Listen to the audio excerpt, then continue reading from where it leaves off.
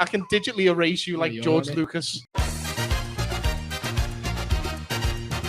This shit, basically. Absolute trash. Bringing us back to the sea monkeys. They came like a bolt out of the blue to discuss everything in geekdom. Bagel! Ladies and gentlemen, it's time for the attack of the 50-foot nerds.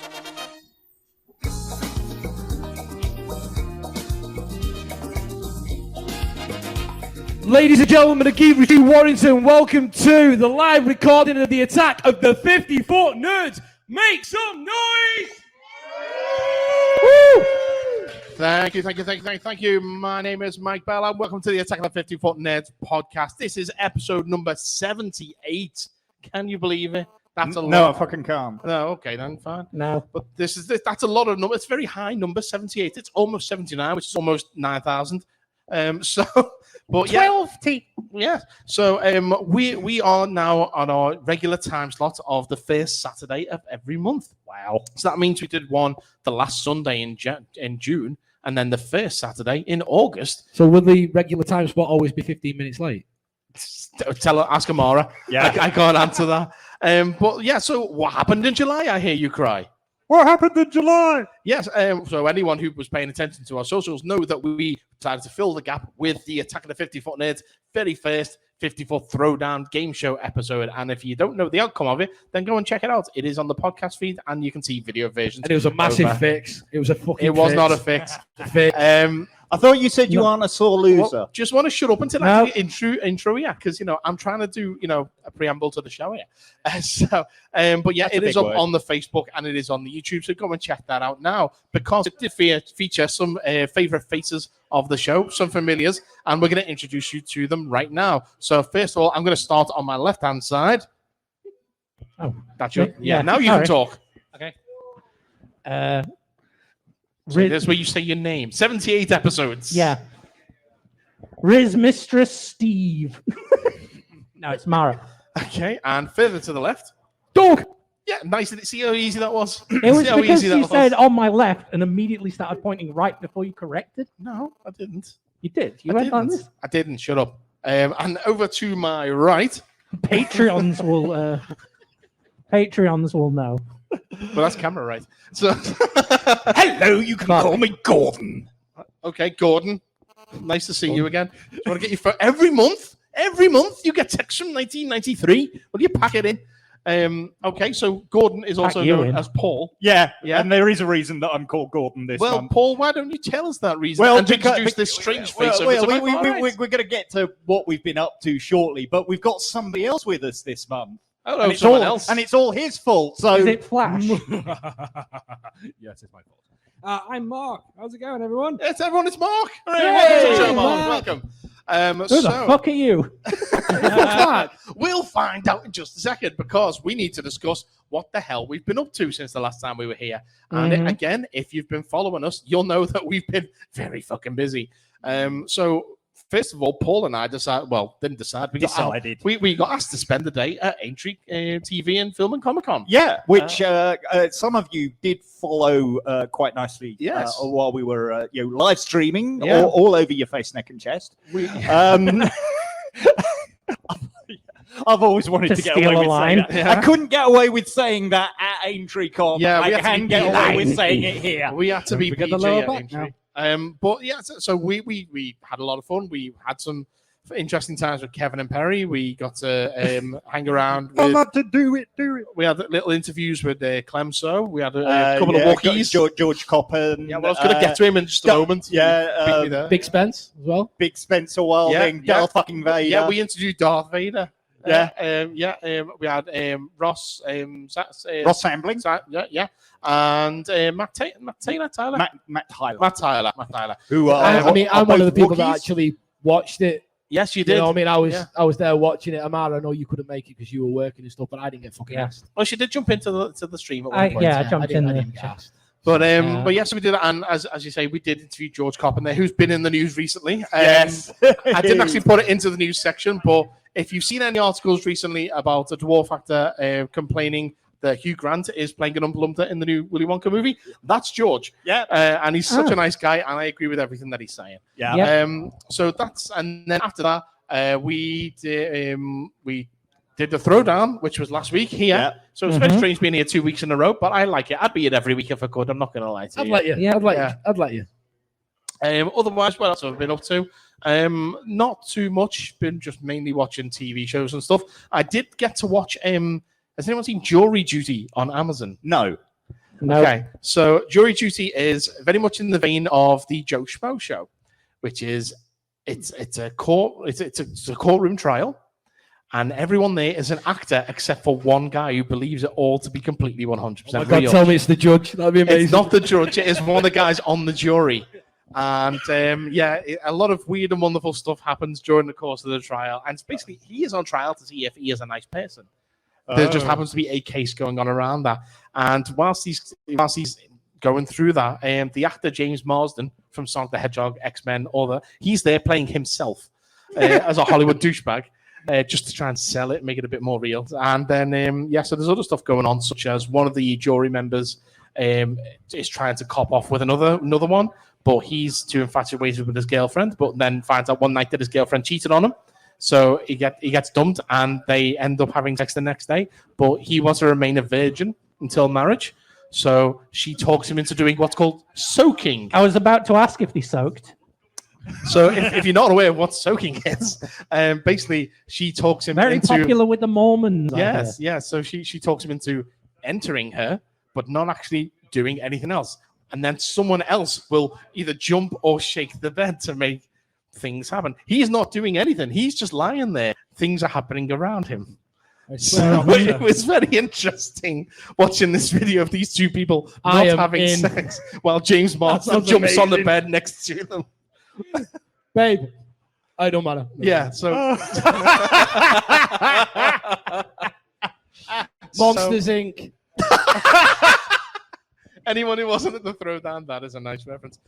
So that's what I've been. This is the bit where Doug reveals that he's got the phone number of James Marsden. Yeah, if he did, get him on the show. Yeah. Okay, who wants to go next? One of you. In fact, it's probably best if we go this way. That'd be great if we did get James Marsden on the show, just so we could just start the question. Question one: I hear you like a soaking. How big was the shit? So that's. Which way are we going for the? So we're going this way. Oh, to me. Okay. Yes, you're on next. Not much happened. Was a bit depressed. Bought some bolt cutters. What? Where's this going? So nowhere. The funny thing is they arrived at my house, and Connor was there, and he's like, "Why do you need bolt cutters?" I'm like, "Why wouldn't I?" And he's like, "What does that mean?" Because you need to cut some bolts. He kept asking if I was planning crimes. I'm like, well, I don't know. It would have been so funny. It's like. What? Oh, I'm already gone. Sorry, guys. Yeah, it's fine. No, when you said you don't like your ears, do you? I got them delivered to the house, and luckily I was locked out. Wasn't a problem. But that'd be great if my house was a shed. Yeah. I've been to your house. Is it not a shed? No, it's a shower. There is a midget bistro in the front garden. There's a shower fridge in the back. I shouldn't say that word, actually. There's a shower fridge in the back. Yes, there is. There is. What else? Oh, I learned two interesting things. What's happening? I don't know. Something's going on. I think don't steal our camera. Walked past the camera that didn't want to walk past the camera. Can you not reach the fridge? I do have some. Oh, it's all right. You'll be all right. I have some cosplay masks. I can digitally erase you like George Lucas afterwards. I'll take you to Jar Jar Binks. It's fine. like S.I. Morales in the new Mission Impossible movie. Miss, I get a glass of Coke or whatever. Don't worry, I framed the camera so the frame goes from one speaker to the other, so the fridge isn't actually in shot. That's okay. Yeah. Anyway, Mike, insert some magical animated characters here. Yes. The edit. That's gonna be fun. Do the Hamill. The Hamill. Like I will send you. That's crazy. No. There's I'll do it when I'm gonna sleep. it's one of the YouTube videos where me and Zan are playing Doki Doki Literature Club, Oh. and there's a music video that has a hamel in it, which is a camel that has a ham on it. And I thought we were talking about Mark Hamill or something. No, it's a hamel, like a Hamel the with ham. camel? So yeah, and so I will send you the picture of the hamel so you Okay. can make it go across. Okay. Say hi to the Hamill, everyone. Hello, hamel. Patrons get more at patreon.com/50footnerds. They get exclusive hamel footage. Hot Hamill interactions on The 50-foot nerds. We're not horses. We're hamels. But Mark no, my words. Yeah, I did learn to Luke, it's a Hamill. So Yeah. I did learn 2 interesting things this week. Sorry, guys. Only 2. I can see your Hamilton. God. There we go. Right, go on. So the first one is do any of you remember the old adverts for like sea monkeys, or did anyone have sea monkeys or like the X-ray glasses and shit like that? Yeah. I used to have a pile of old sort of late 70s and early 80s Marvel comics. You can still buy sea monkeys. I remember. Yeah. They got them in Smiths right now. Yeah. I'm just asking if anyone had them in their youth. No, not in my Never had them. Before Was aware of the 95. adverts and you know it was all bold. Okay. Yeah. There's only one that survived So- for me.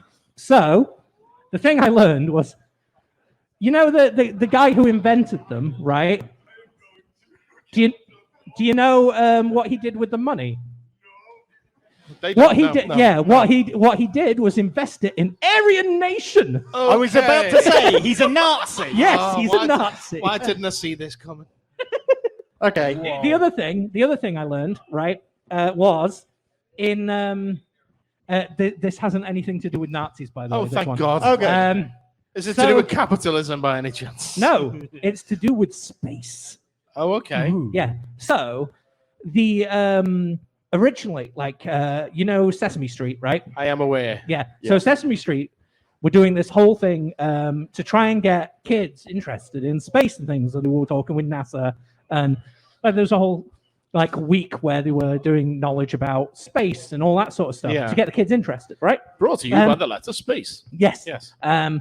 So one thing they were looking at was maybe, It's on a keyboard. said what? Never mind. Go on. 'Cause I saw Joel looking confused. All right. So what they were doing was, they were. Did that penny just drop? Okay. Yeah. They I thought you were talking about my hand movements, like a keyboard. No. Peaches. That's what you look like. Peaches, space. No. They were talking about getting Big Bird and making like his own astronaut suit and sending him up to space, right? As you do. Yeah. Right. And they'd broadcast it live. So then everyone would, then the kids would be like, yay, Big Bird's been to space. And they'd all know about it, right? Right. So there ended up being complications and stuff because obviously the actor who plays Big Bird would have to wear the Big Bird costume with an astronaut costume with the spacesuit on top and stuff. It became too problematic. Like it became a whole thing. Yeah. Yeah. So it wouldn't. Plus they'd have So to it wouldn't get build up. a lower level on the tall actual to be an spaceship. astronaut. Yeah. So they ended up scrapping the idea. So he didn't end up going on that shuttle mission. Do you know which shuttle mission it was? It was the Challenger. Oh, Jesus. So in an alternate universe, there's a bunch of kids watching their favorite Sesame Street character start to go into space and explode. 9. Yes. One single feather floats down. So, yeah, those are your 2 interesting facts. The other, Credits roll. Credits in Yeah. silence. the other thing is, I brought throwing bagels. What?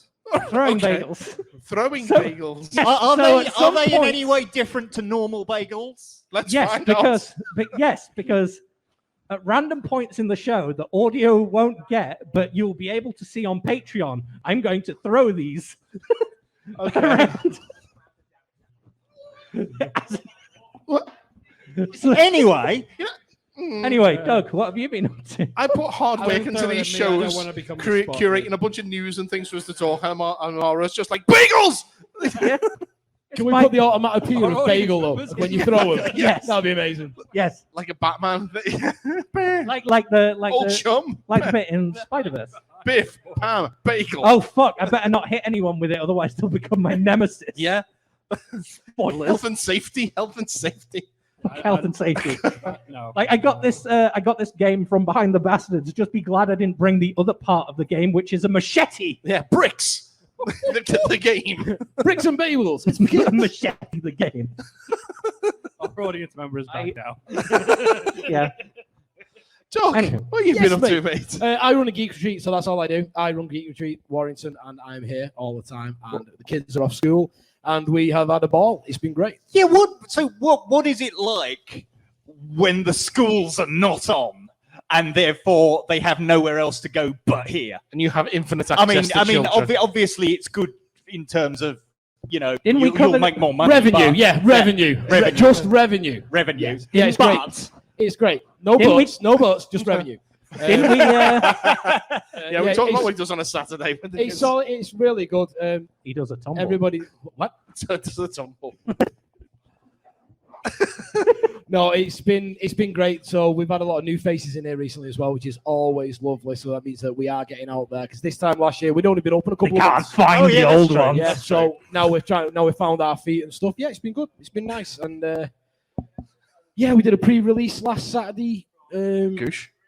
Oh, goosh. You were pre-release. I know. soaked. It's not on our list of things to talk about, but because Magic the Gathering is very much a thing that you deal with. Yeah. Did I see something about Post Malone has Yes. paid Yes. So- $2.5 million for the One Ring 2.6 million he paid for it. Yeah. Now the Postman story hat, goes yes. that this guy who got it is from Canada, and he offered him a straight $2 million for it.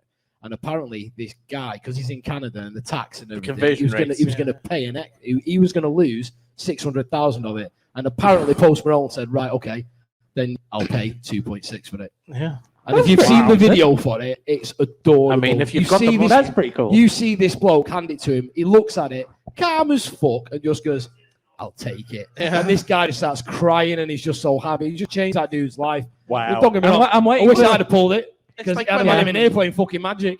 I'm waiting for part 2 where Post Malone's like stood on the edge of a volcano. Yeah, just to drop it in.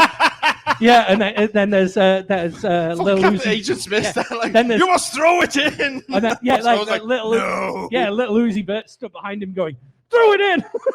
Did the guy No. from Canada hand it over for and you, Post Joe. Malone go, Oh. the precious? The And then they beautiful lo- thing about it Then was they that lose, this yeah, they card lose was it. a one They of lose one. it in a river after strangling each other to death. So there was only one of these made. Yeah. This guy has pulled it. He's then got it, sent it off to be graded, come back as a fucking 9. It was a 9. So he paid 2.6 million for a 9 graded card. To be fair, it's like when Logan Paul started wrestling, came out at WrestleMania with the Charizard Yeah. card. Yeah, around. What? I mean, it wasn't the original, obviously. I don't- Yeah, I wouldn't take that out to the No. ring, but yeah, What? But no, but it's the highest What rated. does It's the 9 highest mean? rated card Yeah. now. of all Oh, time. right. Okay. crazy, craziness. Okay. Cool. Okay, so let's start over on this side because Doug forgot to mention that he's a loser at the throwdown, but that's besides the point. No, I thought think- we weren't going to mention. those. Yeah. We haven't You'll have mentioned to who edit won. that We out. just Yeah. mentioned that Yeah, who actually, lost. you should have mentioned. Yeah. If you don't know who won by now, patrons know. But the audio no, I version, you'll thought we you'll were- have to check Oh, it you out. can come yeah. down to Geek Retreat Warrington and see the trophy with the name on in the Yeah. glass cabinet. Yeah, it is in the trophy. You cabinet. just gave it away by saying Eh. her name. I said their name. Did I you? was very careful to say their name. Thank Oh. you. Okay. Anyway, I just gave it away. Mike, edit this. You shut up, you. Paul. Yes. Yes. What have you been up to? Busy Because this explains why Mark's here. busy few weeks. I've been in another play. In and out. I thought you said an oven for a minute. Another play. Right. Okay.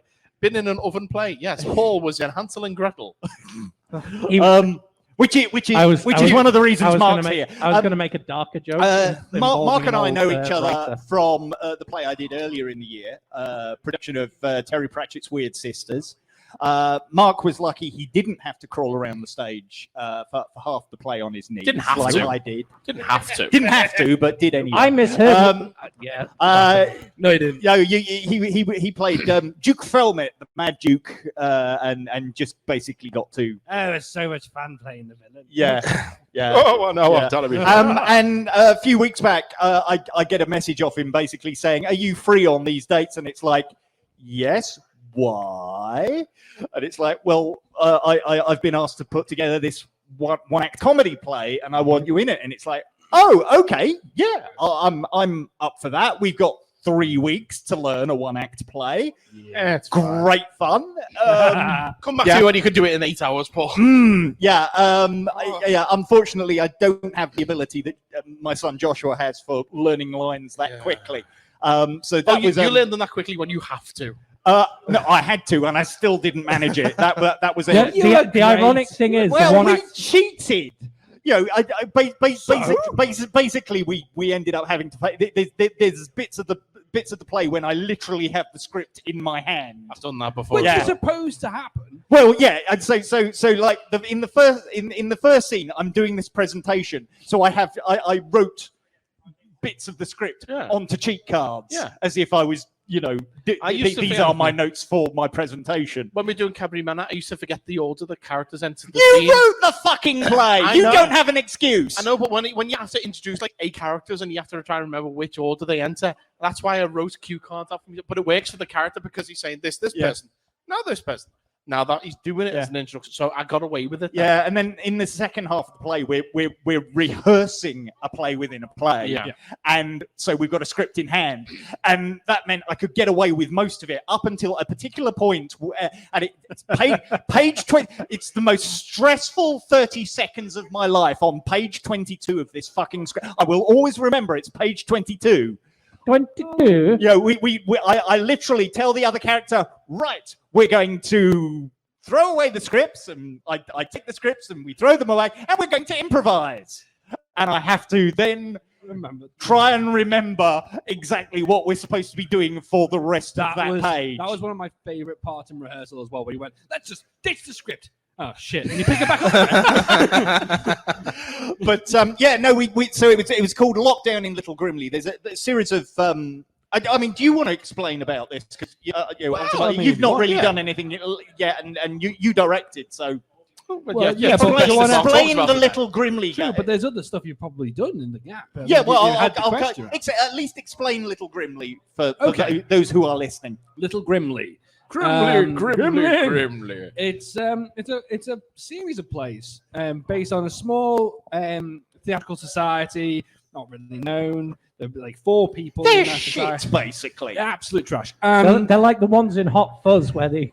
Yeah, it's a bit like that. Yeah. So because there's Gordon, who I played, who's their leader. Yep. Bernard, who basically makes props and doesn't like to act, but is forced to do it. Ironically, the one who was off script week 1.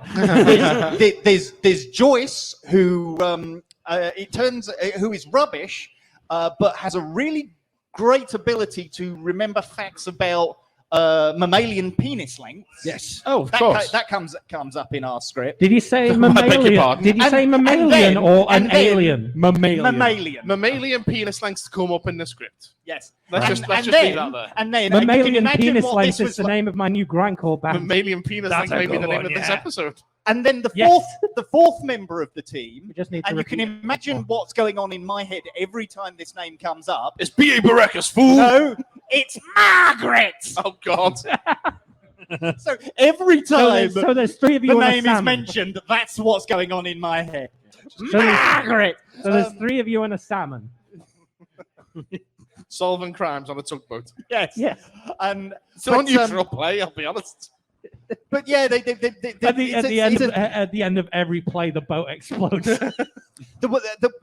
It's annoying because there's a hell of gun. a cost to the budget. Yeah, it's annoying because at the beginning of Act 1 they set up that there's a gun and then they never get to use it because it never gets to The Act gun 3. explodes.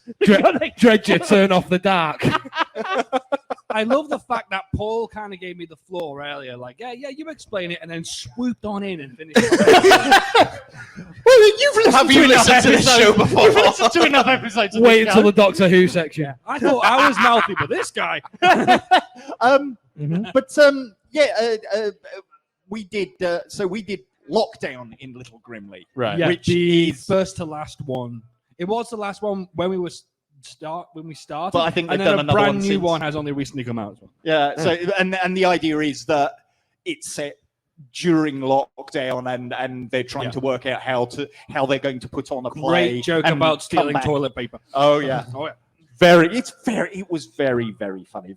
We did it as a double bill with The annoying another thing is you need a cast 24-foot stage because they all need to stand. another 6 cast feet playing apart. the same parts in the first show, Last Tango in Little Grimley, in the first half, and do we Then they think any of the regenerate Rock during Gatherers the are gonna be break. listening to Yeah. this? Probably not. No. So, do you think we can safely say what we think what we thought? Oh. Do it. no. Do it. Okay. No, if it's mean, Well, I wasn't going to say it was going to be honest. I didn't see it, but I thought No, it was I mean, shit. But right, we did 2 nights, and on the second night, the guy who was playing my character Gordon in the first half was taken ill. Oh. Yes. So he was replaced at 2 hours' notice. Oh. So when I arrive for Taken ill. possibly Right. possibly. I hope I don't know this person. Anyway, so I arrived for the second performance, and they're doing a run through with the new Gordon, and it's like I'm standing there looking at it. It's like, he's fucking cosplaying me. Yeah, he's literally rushed home and put together a copy of what I had chosen as my outfit. And he tweed wasn't hiding it. jacket, He pink honestly said shirt, that Paul's version was his inspiration. Yeah, Starring it's Sam. really As weird to Gordon. have somebody cosplaying you. How flattering is that? Paul's just stood there staring at him, going, "You're really not a useful engine at all." I was watching an episode of Judge Judy yesterday. That there was the crack Judge adult Judy, an version. executioner. Yeah, there was a Bringing crack it back. adult version of you on there. I wish I'd have taken a photo because he looked exactly like you, but like after 10 years on the pipe. You know what I mean? Bagel! There we go. First bagel. I didn't think we were going to be throwing them at the audience. You know- He's- Oh, I never said where I was going to throw. The other news I supposed to be did a want to surprise. mention is Thanks for coming. we I'll get you Listeners a will catching have- glove next time. listeners will have been following what I've been telling people about what Joshua's been doing with he's going off to Lipper in Saying cunt a September, lot. and he's now got his first professional performing gig, which meant that we had to we've basically had to You're Shrek now. get him his equity membership. Yes, that's not cheap. No, it's not. That was 108 quid. I remember so those that days. so that he can have his public liability insurance. But he's now working on the ghost tours called Shiverpool in Liverpool. Oh, Look out, there's spooky ghosts everywhere. I'm Derek Amara, and I needed a job after I got sacked off the telly. Look out! Look, he's poking you in the face. He's a ghost. Watch him. Watch him.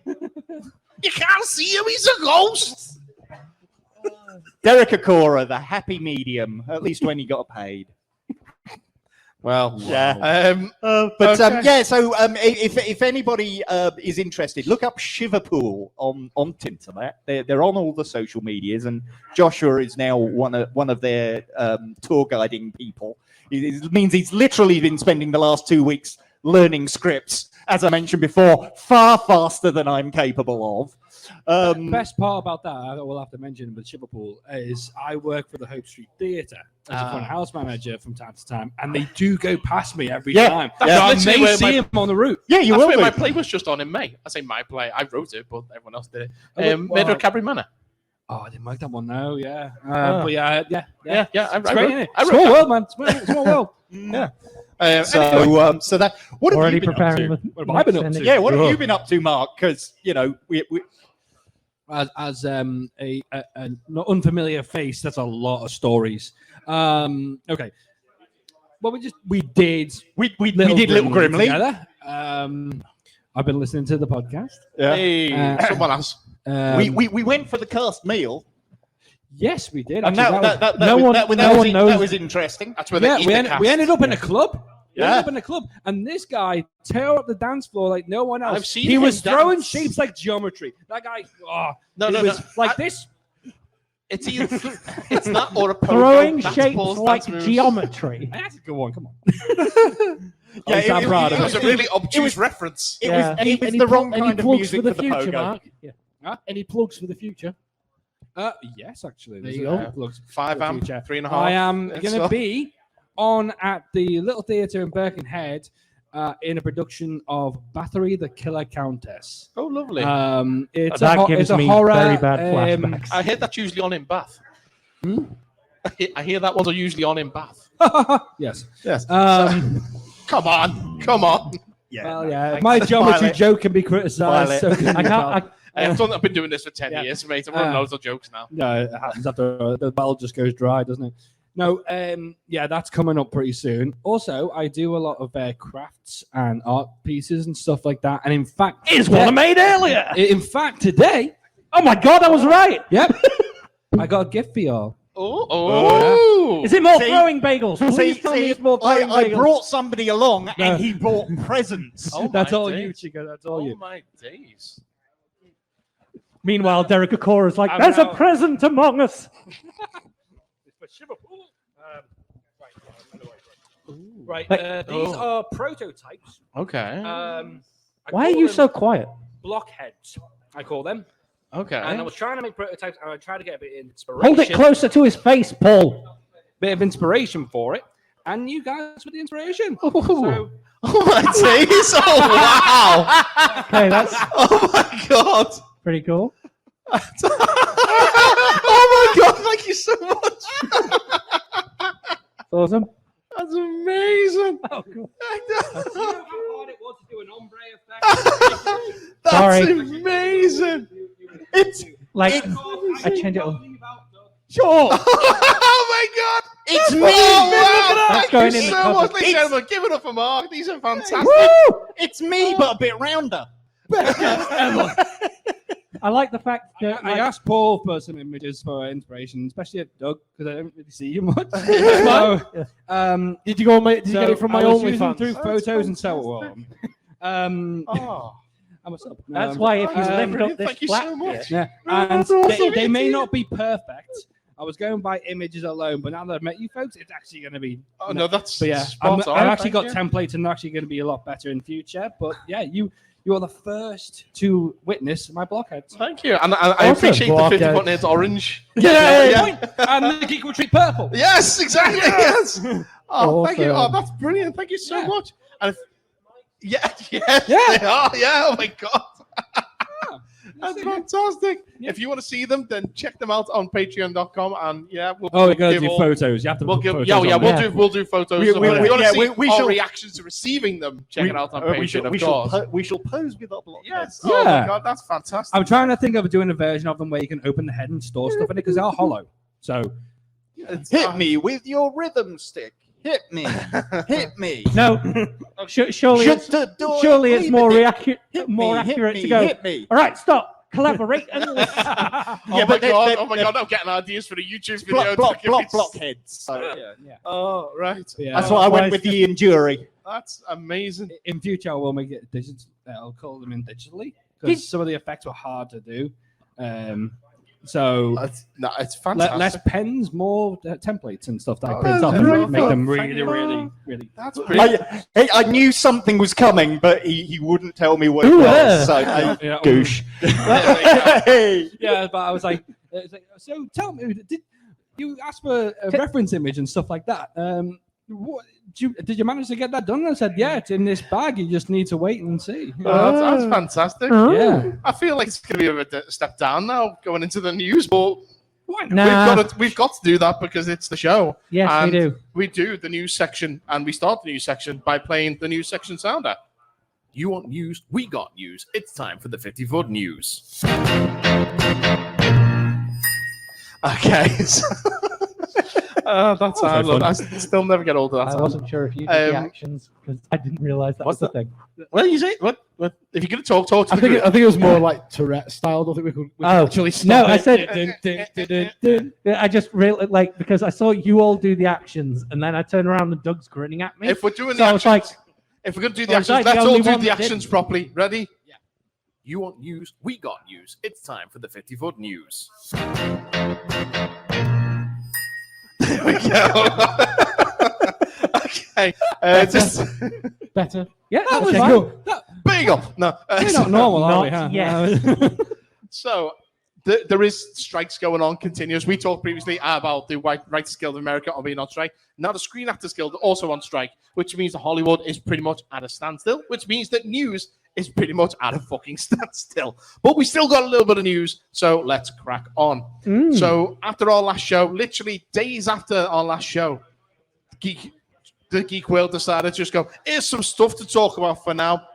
So first things first, Ryan Reynolds released the first images of Hugh Jackman back as Wolverine in Deadpool 3. Hugh Jackman? The Hugh Jackman, yes. Huge Jackman. He's wearing a pretty fucking accurate description of the classic yellow and blue costume from the comics. Nice. The gloves aren't quite right, but it is what it is. And the sleeves, but that can be explained. Well, the sleeves right now, the costume does have sleeves. Yes. And the rumor seems to be that because Hugh Jackman does have a history of skin cancer, they want to keep him covered up whilst he's outside. Yeah. However, there's no reason why the sleeves couldn't be removed in post. You know, we could do the digital sleeves because that worked so well with Henry Cavill's mustache. Buffness. Or maybe the sleeves just get ripped off or torn off when he's indoors later in the movie. Yeah. I also saw... No, he's got stripper sleeves. Like when he goes inside, he just goes, and pulls them off. I also saw Scooper, Can We Get Some Toast, tweeted out that apparently there will be a mask. Nice. It is going to have the big fins. Yeah. And also it's going to have white eyes like Deadpool's. Oh, cool. So, yeah, we're going to have a very,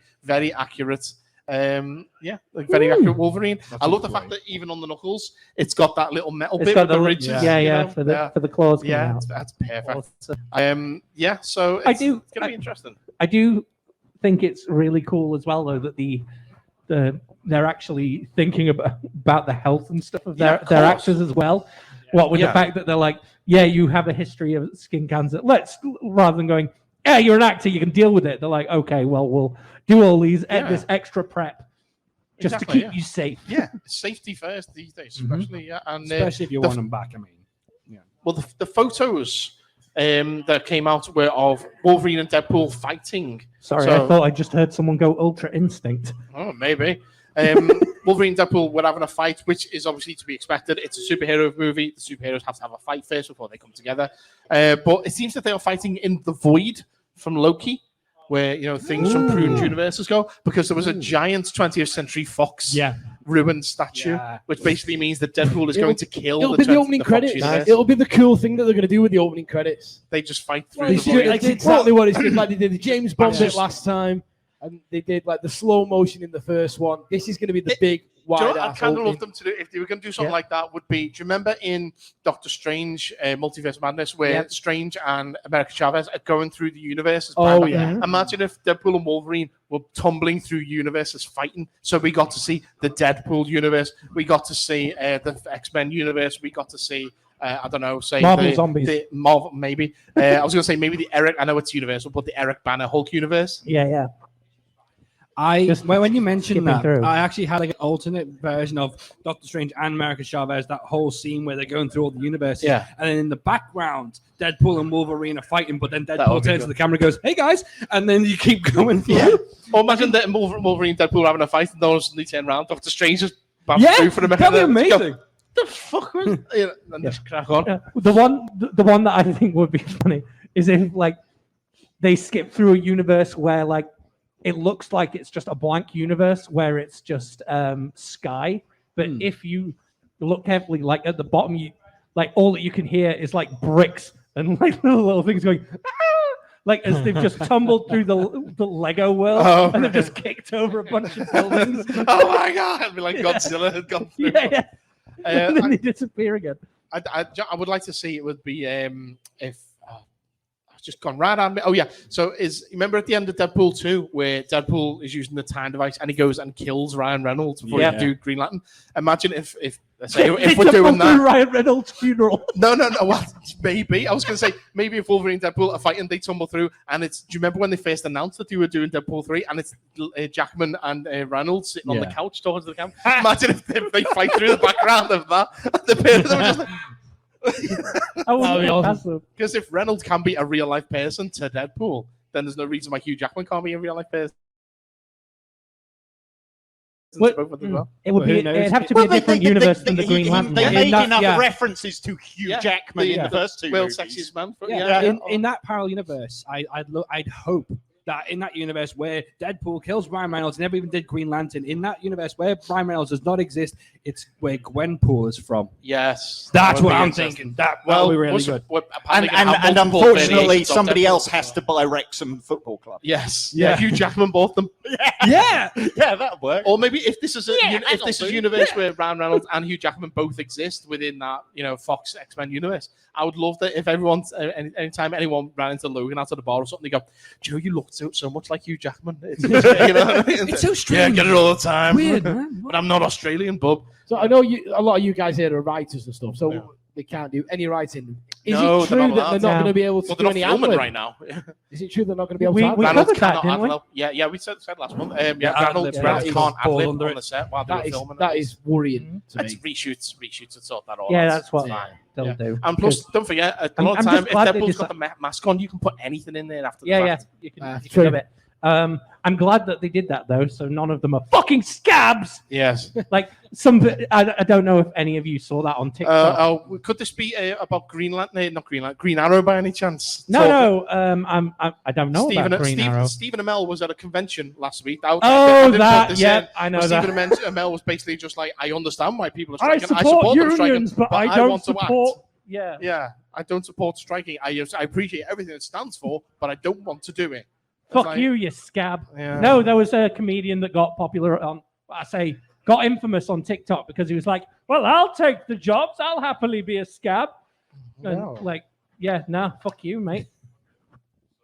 Yeah. Stand with the workers. Down with capitalism. Well, there it is. We've got to get it in at least once. You were waiting for it. I was waiting for that. Every fucking month we do the show at Geek Creature. You always buy things while we're here, yet you're down with capitalism. Yeah, because she's a bitch for Yu-Gi-Oh. She can't help it. Thank you very much. Because I'm also supporting my friend. There's a difference between your capitalist friend. Your friend, the capitalist. Capitalism friend. I mean, Geek Retreat as a whole are a small company compared to some. It depends if we're talking about the franchises or the corporate stuff. Yeah. Never mind. I was going to say, I don't know if the CEO of Geek Retreat can afford a dodgy submarine. That's all I'm going to say. Let's move on to the next news story. You're welcome. Jesus Christ. Have we got any other superhero-related news? You wonder why they don't tweet us anymore or anything like that? Fuck me. I just helped them out. No, you didn't. I did. Shut up. Aren't they called Zeets? Yeah, shush. Anyway, so the next news story. So the drama over Fantastic Four, Marvel's Fantastic Four movie, continues on. In the last 2 days, I've had to rewrite this news story like 4 times because the news has just kept changing. Yeah, literally right before we went on, I had to change it again. So previously, as we've discussed, it was reported that the supposed locked cast was Adam Driver, Margot Robbie, Daveed Diggs, and Paul Mescal. However, this appears not to be the case. Adam Driver has apparently passed on the role as he's not been able to connect with the material. He decided the script was shit. Well, basically, yeah. And the role of Mr. Fantastic has now apparently been offered to Matt Smith. To be fair, which I could see because he is basically Mr. Plasticine. But don't forget that Matt Smith hasn't exactly lit the big screen light. Every movie that he's been in has been shit. Let's be honest. Last Night in Soho. I haven't seen, to be fair, but that didn't exactly light the box office on fire, did it? It What wasn't was the designed character to. that he played in It's Terminator? still an Where he's awesome like, movie, I'm and he's still a great person.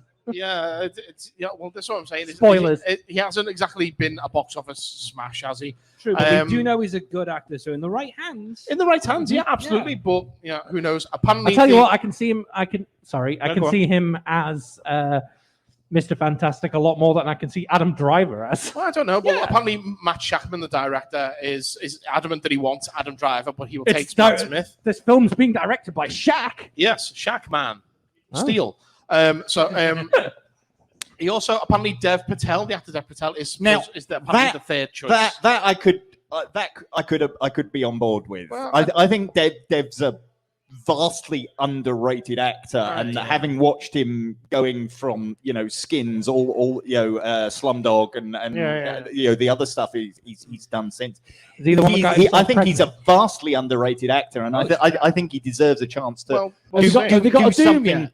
What's that? Have they got a Doom? That will give him all the money. Okay. So who else is in the running right now? Margot Robbie is also apparently supposed to be out, with Mission Impossible's Vanessa Kirby apparently the one who is set to play the Invisible Woman. Well, let's face it, any blonde actress in Hollywood is basically in the running for Sue Storm. You don't have to be blonde. There is such thing as wigs. I would know.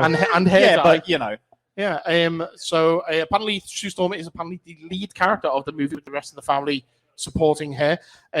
Now this is the reason why I had to rewrite this so many times, because apparently on Thursday night it was leaked out that Jack Quaid from The Boys had been cast as Johnny Storm.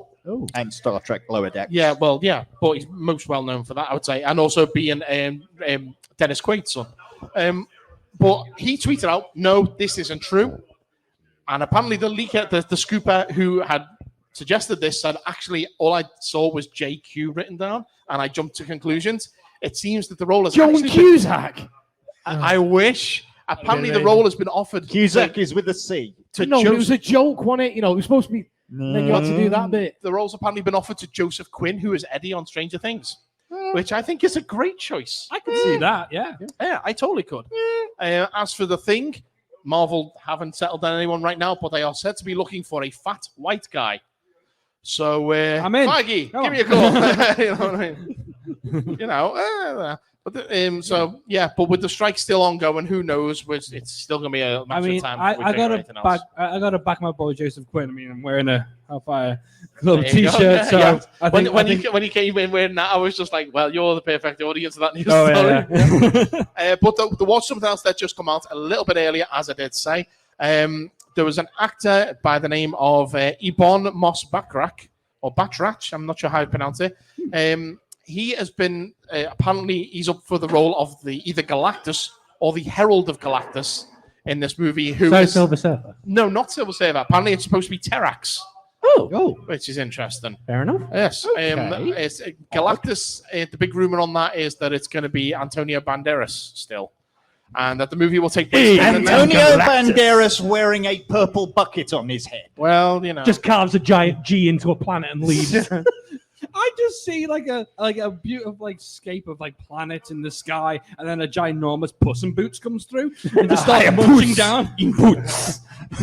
Galactus is wearing really fancy boots nowadays. I don't know. See, with Galactus for me, as much as he's got to be like a giant guy in purple space booties, I think you've got to go CG with him. I think you've got to have full CG. I don't think it would work to just have him. He's one of the only Celestials with a human face as well. So if Antonio Banderas plays Galactus, then the Herald has to be played by Catherine Zeta-Jones. What? Why not? I understand, but well, if we're getting Puss in Boots, then maybe Shrek could be the Herald of Galactus. Because Josh Shrek now, we get him a job. We get him a job. So who knows? But anyway, that's what's happening. Apparently, the movie's going to find them. Get out, me swamp! I'm going to eat your planet. It's going to be set in the 60s, with the movie ending with the Fantastic Four coming to the present day, similar to Captain America in that way. Okay. But that way, that keeps them as Marvel's first family, because they're around before any of the other heroes. So I could see that happening. That would be interesting, because they're slowly sort of expanding the Marvel Cinematic Universe, Marvel Age out. Yeah. Because previously it started around with the start of Iron Man, but they've sort of retconned it back to the 90s with Captain Marvel. Yeah, the 40s Captain America and Isaiah Bradley. So it makes perfect sense to. Speaking of expanding the cinematic universes, do you know we almost had the first Marvel DC crossover earlier this year? I did not know that we nearly had the first Marvel DC crossover. So, Spider-Man Across the Spider-Verse came out, and as we know, had 1 billion Spider-Men and women in it. We almost had the Amalgam Universe character Spider-Boy. As a concept artist, Chris Anker showed artwork that he created for the movie at a convention, and Spider-Boy was there. However, apparently I would they love weren't able to have to a use live-action Amalgam Universe. It'd be so good. For people who don't know, the Amalgam Universe came out of a big Marvel DC crossover. The two universes were smashed together. We got, like Darklaw, for example, was Wolverine and Batman. I forget the name of it now. The Super Soldier one, which was Captain America and Superman mashed together, that kind of thing. Doctor Strange fate. Yeah. So I thought these guys, and Spider-Boy was Superboy and Spider-Man mashed together. 90s Superboy specifically, Connor Kent. Yes. So we almost had leather jacket. We almost had him, but apparently they couldn't work it all out, which I can understand. Mm-hmm. But we're going to stay on the DC train as it starts to hurtle off the rails, all fucking ready. So, what a surprise! Yeah, so when James Gunn and Peter Safran took over, we all thought, great, this is going to be fun. There's a clear plan, there's an interconnected universe. And indeed, this week, James Gunn has confirmed that the animated DC Universe movies will be theatrical releases. Oh. He's already said that the same actors will play the same characters in live action and animation, so that makes sense. Mm-hmm. However, in the same breath this week, Gal Gadot has confirmed that she is developing a Wonder Woman 3 set in the DCU.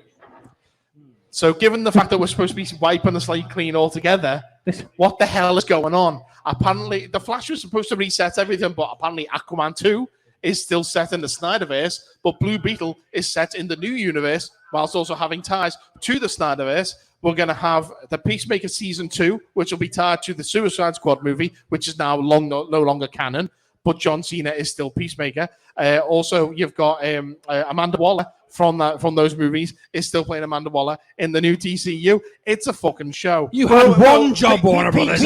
Peacemaker Season 1 had Aquaman and the Flash in it. So I mean, but the thing is, if Matt Reeves' Batman movies and Todd Phillips' Joker movies can be classed as Elseworld movies, as they seem to be, then why can't Wonder Woman 3 be an Elseworld movie? Why does she have to be in the DCU? It doesn't make sense. I was going to make a because Gal Gadot wants work in other movies. Yes, but she would still get work in this movie, even if it's an Elseworlds tale. Yeah, no. What I'm saying is, she also wants the ability to then show up in other DC movies. Have you seen her in the other DC movies? Did you see Shazam 2? Not yet. No. Okay. Less said about that appearance. I did see The Flash though. Oh God, I am sorry. The new Wonder Woman movie is made entirely about convincing people that Israel didn't commit war crimes. Oh, Jesus Christ! Comedy podcast. Start your own political one elsewhere. Fucking hell! But the good news is, shall I punchline it with a bagel? But the good news is, since we last convened, they have confirmed that we have a Superman.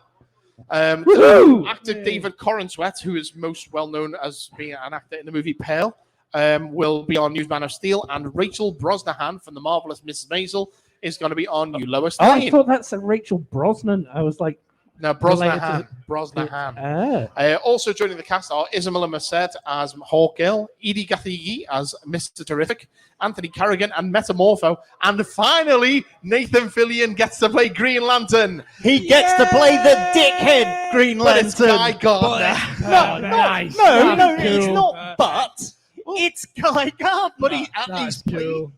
And he's going to have the bowl cut. But he's played Hal Jordan in animation for many years. Who else better than choosing Nathan Fillion to redeem that character? I'm just looking forward to seeing Hawkgirl in a film. just go and watch. It's going to be Legends of interesting Tomorrow having Anthony Carrigan as Metamorpho because he's moving from DC villain to Yeah. DC hero. He was Mr. Zaz. He was Zaz in Gotham. Yep. He was on The Flash, I believe. Legends of Tomorrow. Should I eat it? He's been all over the Yes. place. So- No, don't eat floor bagel. What? Sorry? Bagel. Don't eat so- floor bagel. Oh, that's foul. 5-second rule. Yeah. So as I mentioned there will be animated movies in the DCU, but there are still DC animated universe movies still to come. Warner Brothers animation. That's going to be confusing. Yeah, Warner Yeah. Brothers. Well, it's still technically DC Are they- animation.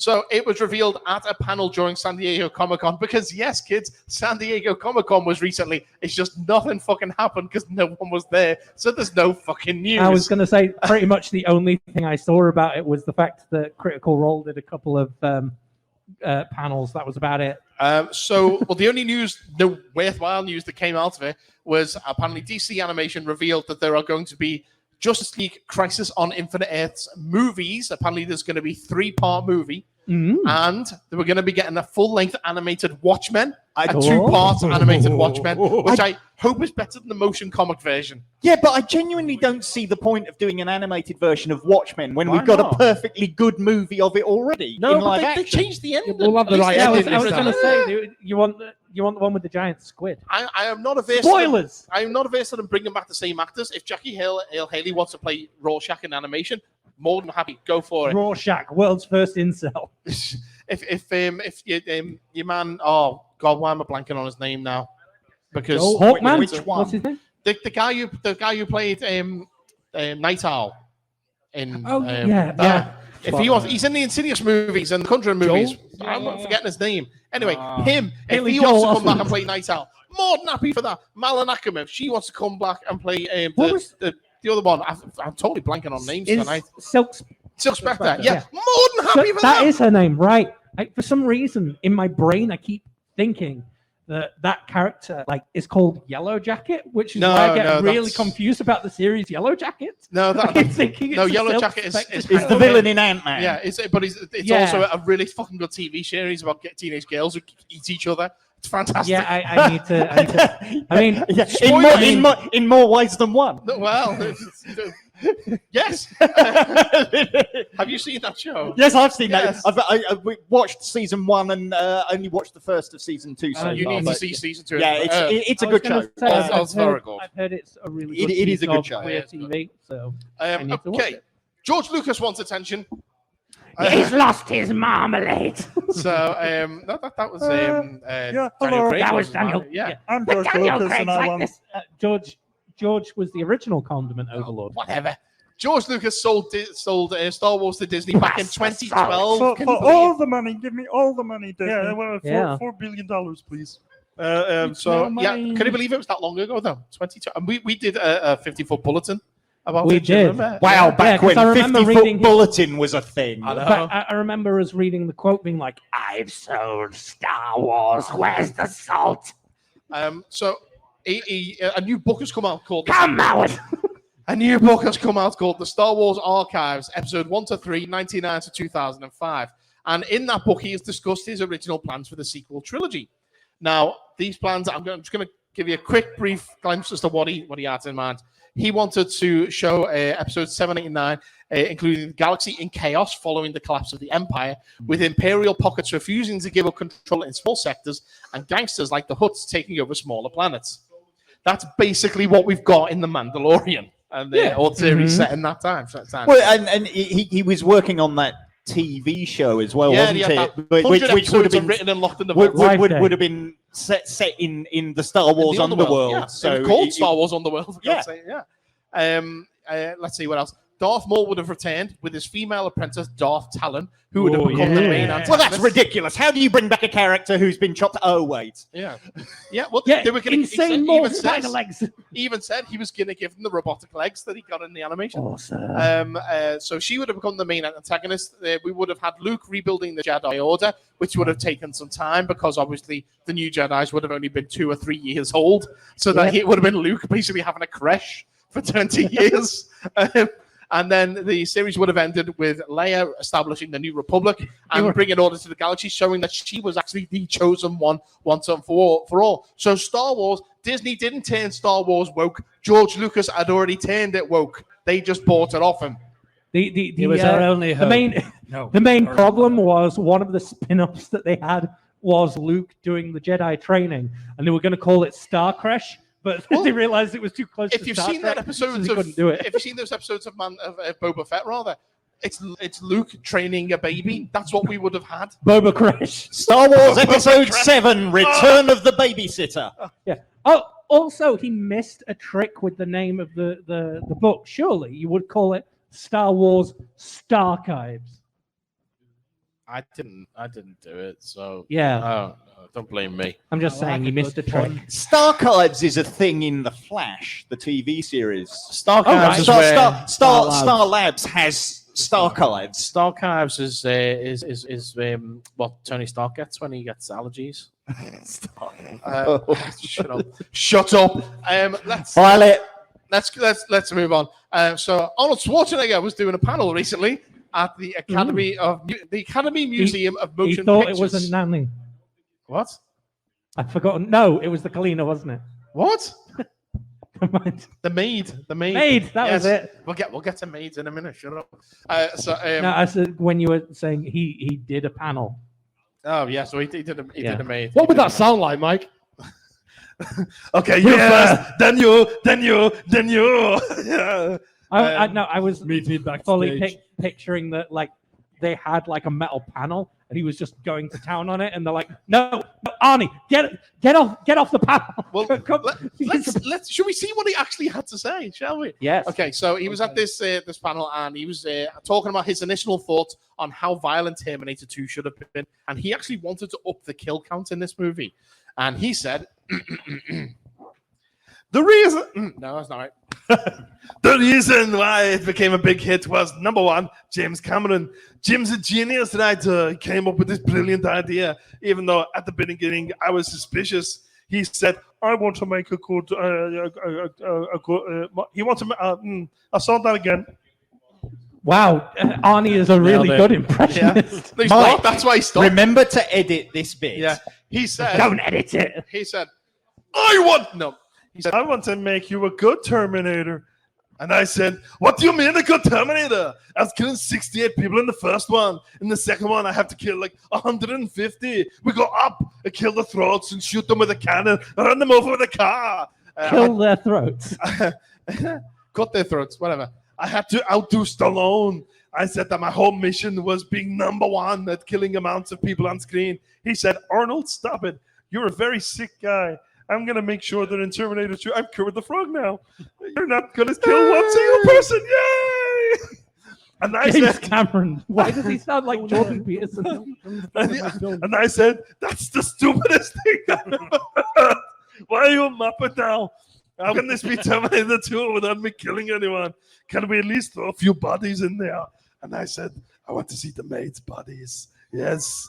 Without the clothes and the feather dusters. Yeah, yes. Come on. Only the feather dusters. I bet that feather duster tickles. I think my maid has 3 boobies. Meanwhile, James Cameron's like, do whatever. I'm off to see the Titanic. Whee! Get your ass to Mars. Hey, in this movie, I developed bit of a rain check on that one. Arnie, can you fit on a door? I developed a 3D CD technology in the abyss. And it's now it's water with a face. Yay! So I've got to move. Wait, now James Cameron's doing an impression of Arnie. Yeah, it's weird. I was trying to get him to do Terminator 2, and he was like, "Is he Canadian?" Oh yeah, it's weird. I was getting him to do Terminator 2, eh? Yes, and Arnie was like, I can't. And then Arnold Schwarzenegger, he was like, yeah, I'm going to. I'm going to add more kills. And I was like, no. I spoke to Arnie and I said to him, I called him a hooser. I said, do you want to come back for Terminator 2? Canadian. What the hell? Waka waka. That's the new canon voice for James Cameron. And this whole conversation proves that any movie you can think of would be improved by putting Muppets in it. Canadian Muppets. Hey! Well, it's about time they got off the stage. Meep meep, hey. Anyway, Jesus Christ. Okay. I mean, tell me you wouldn't watch Avatar if it had Muppets in it. Tell me you wouldn't watch Terminator if the Terminator was a Muppet. Oh, but who would you? Which Muppet would you cast as the Terminator? Arnold Schwarzenegger. Let's face it, he's practically a fucking. Tastes like chicken puppet and anyway. chicken with iPhones. Fozzie Bear.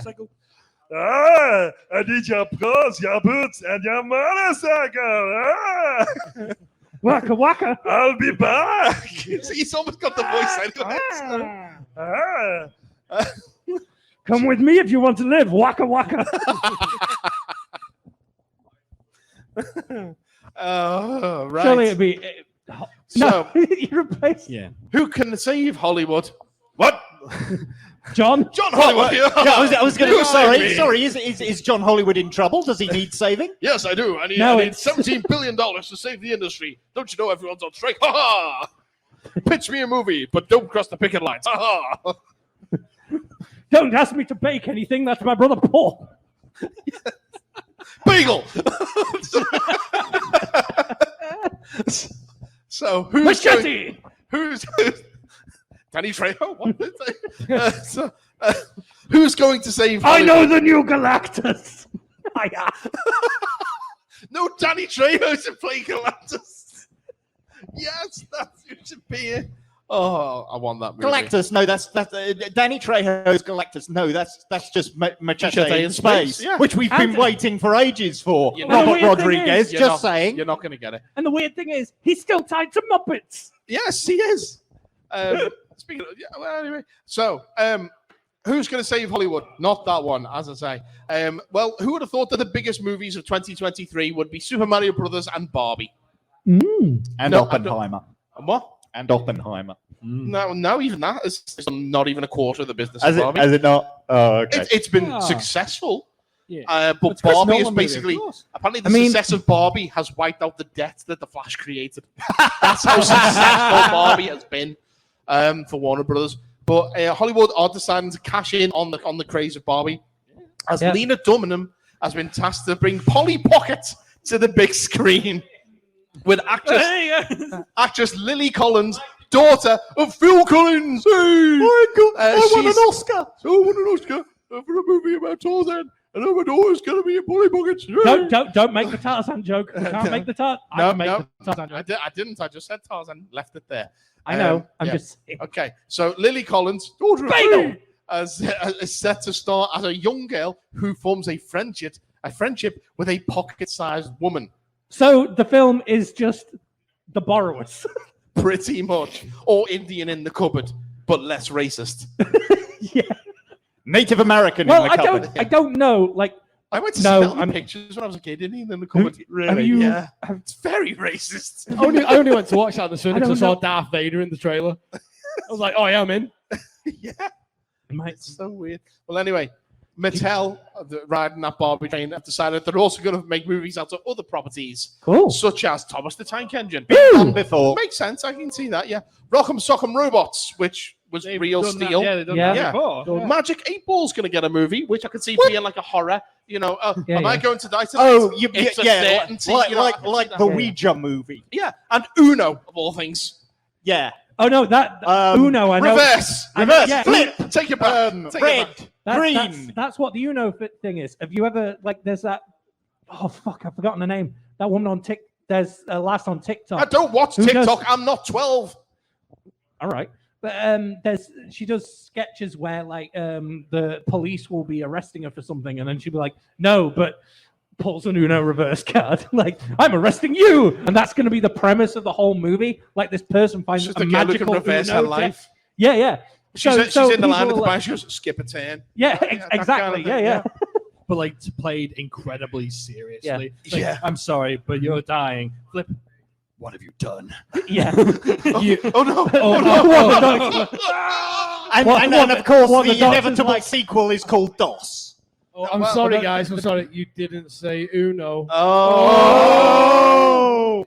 I green like this movie. It sounds fantastic. What the Big whole, arm energy. what the Big arm energy. the trailer to show how dark it is just the scene where she's in the doctor's office and the doctor's like, "I'm sorry, you have cancer," and she's like, That was literally my gag moments ago. I know. No. What we'll Yeah, do but you is said they're going to. I thought you meant like a serial killer. Like, she She's gets go like, confronted by I'm a sorry, serial you're killer. dying. Oh, I thought just you didn't said name you're an gonna ailment. die. I just didn't name an ailment. I want the trailer to end up and like she's literally like on the verge of death and she just looks up into the camera and goes, "Uno," like that. And that's how it's going to end. The credits. Oh no! Do not make me bring out my wild card. Yeah. Change to green, motherfucker. Yeah. How would that even work? I don't know. No, she You saves know- the environment. It's an environmental story. There we Nice. go. We're literally sat in a gaming cafe Yes. talking about movies based on a game. And Okay. I'm trying to think, what other games have we got here? Settlers of Catan, the movie. Catan, I'm pretty sure it has been optioned. What about Shut the Box, Paul? Teenage Mutant Ninja Turtle. Wait. Yeah. The Dark Crystal, that would make a movie. Oh, wait. Assassin's Creed, that would make a movie. Wait. A minute. Talisman would be a good Star movie. Wars, that would be a good movie. Why still haven't done that? Oh, DC. Oh. Oh, well, yeah. Ghost Castle. Top Gun. Park, that would make it. Top Gun, that'd make a good Trivial movie. Pursuit. Taboo. Ghost Castle. Yeah, I just mentioned that. Yeah, This is any distracting from- spooky movie. I have go for a it. Operation. Lovecraft, baby You know, love. it wouldn't at all surprise me if the Operation would Before you actually yeah. work support as the a Polly movie. Pocket movie, Yeah, look at but Lena Dunham's I need to past, remove that's this all funny I'm I've got going. to operate. No, Operation would be like the new Saw movie. Is all these people have been kidnapped, and there's a guy on the table, and it's just like, you need to take out his breadbasket, and he's got like things implanted inside. Everybody's like, ah. Oh, And if you get it wrong, you get electrocuted. Speaking of, have you I thought seen you meant that they the get trailer for killed Saw if they X? No. Have thought you meant not that seen the the trailer person- for Saw X? Not yet. I mean, I don't really need to see it. I kind of figure out now. I know what's going to happen. People are going to get kidnapped, put in traps, and they've got to survive. They probably won't, though. The end. I can write the script, Paul. It's not hard. It's the only- and it's it's the only- basically Saw 1.5. I know. It's the only Saw film where I've been like, oh, actually, he's kind of justified. No, he's not really. Murder's never really justified, is it? That's why it's murder and not go on. You can kill him. Well, it's like the whole premise. The whole premise of the trailer is he's gone to justifiable murder is war.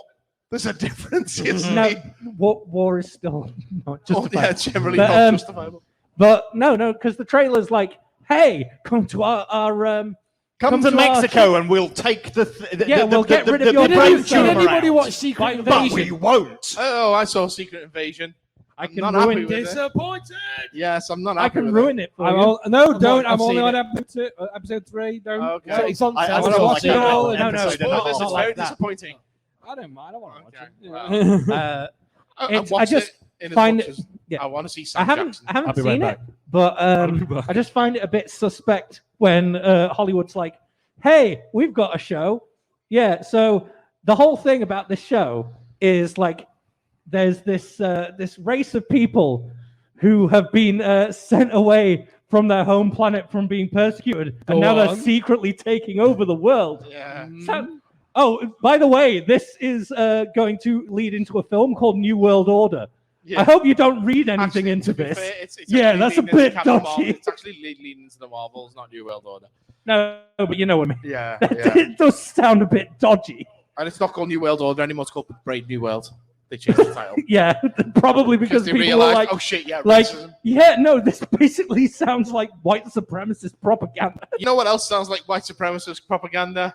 Paul, bring us into the Doctor Who section. Hold on to your lapels, Chessington. It's the Doctor Who news. section. Okay, so we did actually have something positive come out of San Diego Comic-Con this year, for Doctor Who fans at least, as David Tennant's new sonic screwdriver was unveiled in a series of images and videos, and then they immediately made it available to buy at the con and online. It sold at Character Options website crashed, and it sold out that day. I was wanting to get one. Have you seen how cool it is? It opens up inside you. Well, it opens up. Fitting with the sort of celebration feel. The light feel. changes color. Yes, I have. Yeah. Fitting with the celebratory feel of the anniversary specials. It's kind of a it incorporates elements. It's a best of the Sonics of Eccleston, Tennant, Smith, and Capaldi. It was like, but not Jodie's, because that's a spoon. Yes, a melted down Sheffield spoon. Yeah, there's no heroin allegories there. It's all not at all. It was like I as soon as they unveiled it, it was like, when is it going on sale? It's going on sale tomorrow. How much is it? 30 quid. Okay, I'll wait for the cheaper version. Because it was chrome plated. Chrome plated. This version. What they have said though is because they sold out so quickly, they're going to send that version back to the factories. It's going to take months for them to make more, but more of that version will be made. In the meantime, though, a standard retail version is going to be coming along, and that's what's going to be on your shelf. That is the bit that there is a space on my shelf waiting for it. I presume you got the spoon next to the spoon. Yeah. Also, following on swiftly from the transmission of the 360th anniversary specials, BBC Books have announced that their novelizations are going to be in the shops at the start of next year, and I gather the e-books are going to be coming out. The e-books? E-books. The e-books are coming out? I said e-books. What a brave trap they are. You see what I have to Yup, no, indeed. I'll support the e-book. You want to support Ewoks? Yeah. They're coming out. I support the Ewoks. So you support Ewoks, that means you're against Imperials. Well, because the Imperials are Nazis, you fucking idiots. Why would you support the Imperials? Oh my God, I've got a great thing. They're the bad guys. The Imperials Stay are on track, Nazis. Paul. Stay on track, Paul. I'm just this guy who's gone to work on this Taurus moon, and I'm being attacked by fucking Doctor Who. So, anyway. One thing. I don't know why. I don't even matter how hard to try. Keep that in mind. So, The Star Beast, novelised by Gary Russell, War Blue Yonder, novelised by horror writer Mark Morris, and The Giggle, novelised by James Goss. So we're going to have a novelisation of a TV show or adaptation of a comic? Yes. Yes, okay, cool. Yeah. It's great. The Giggle, all the novelisation. It's just a load of pages that just say, ha, ha, ha. Over and over and over again. The audiobook version is fantastic. That's the end. Just 3 seconds. $14.99 for Big Finish. Worth mentioning, it's not quite the quickest the novelisation has come out in relation to when it's aired. Yeah, because the Five Doctors Doctors came out 2 weeks before it actually aired. And I think the novelisation of the 8th Doctor TV movie came out at transmission or close enough. More or less, something like that. And that was written by Gary Russell as well. Yeah. Speaking of the 5 Doctors, season 20 was the latest classic season to be announced as getting the Blu-ray treatment. Blu-rays with the now customary mini-sode trailer featuring Janet Fielding as a post-Power of the Doctor Tegan, reunited with Sarah Sutton as Nyssa, and facing the Mara once more. Facing who? Me! The Mara. Not a Mara. The Mara. The Mara. Expect shitloads of extras again, including yet another edition of the 20th anniversary story. So that's, by my count, that's 4 versions now. So it's the original version, the episodic version, the video edit with added shit that ended up on the DVD, and now a 40th anniversary version with updated effects. So the 5 Doctors is pretty soon going to be challenging Sharda for the number of times that it's been done and overdone. And I did want to take our now customary sidestep into other sort of Doctor Who related publishing. Were you, because Doctor Who fan, were you ever into Doctor Who fanzines? No. Was that wasn't really your or zines. Whatever. Either way, no. No, I've never. Anybody else here who was into sort of one of fanzines you. and that sort of thing? God, no, of course not. Prop. I was like, yeah. I don't know, of course not. For anything, not even necessarily Doctor Who. I read magazines. I've seen like, But no, fan publishing. I was going to say I've got A5 photocopied. I've got some magazines. zines, but they're all like either based around music or politics. So yeah, let's steer away from the second. The music ones I mainly got because like it was actually fairly recently. How does one pay for anti-capitalist materials? You pay the person who's making it because it's a. But it should be distributed for free to the people. No, not really. You've got to pay for the production. You're paying potatoes that you grow on my commune. Anyway, someone doesn't understand communism. See, when I first got into fandom, the internet was not a thing. So when we wanted to share our opinions of what we thought of Doctor Who, or if we wanted to write fan you had to fiction, send it to each other with a pigeon. That's a shout out the window. I hate Richard Handel, and hope someone listens. No, not quite. Close. We had self-published fan magazines. We had a street corner that they all went to yell. And I mean, these have been going for a very long. I've published fanzines myself. I did the Unregenerate for the Essex group for a couple of years, and I did an issue of the Cheshire local group fanzine, Out of Time. Published an anthology of fan fiction called Tales of the Solar System, and I've written stuff for other fanzines. It was weird. very Every much single fan fiction was about the Doctor and the Master boning. How we shared opinions and what have you back in the days of pre-internet and what have you. Telos Publishing have just published the fanzine book. The Golden Age of the Doctor Who Underground Press. It's by Alistair McGowan, who the Impressionist. Not McGowan. McGowan. There's no A at the end. McGowan. He's a fan writer. He's a professional writer now, but he started out in fanzines like Paisley Patton and November Spawned a Monster. And it covers Doctor Who fandom's earliest beginnings in the 60s through to the golden age of the 70s and 80s. Several hundred different fanzine titles are documented, discussed, and displayed in a lush, full, illustrated coffee table hardback. So we're basically talking Agador to Zyton 7 here. Does it feature the work of many people who go on to have professional writing careers in and out of Doctor Who, Paul? It might have done. Okay. Just asking. Okay, I'll start reading. I'll start reading your notes in future. So you've got them anyway. Did they pay the creators of the original zines? In a capitalist form. I have no idea. It's not for me to say because I'm not involved in the publication. Does he look like Alistair McGowan? McGowan. I was McGowan. Alistair McGowan. Creators of zines should be paid. Mike. What? Never mind. I mean, given that it's a factual book. Is it just about? I thought it was like. It's not reprinting them. Right, okay, fair enough. It's talking about the history of the golden age of fanzines, basically. That makes sense. Okay, cool.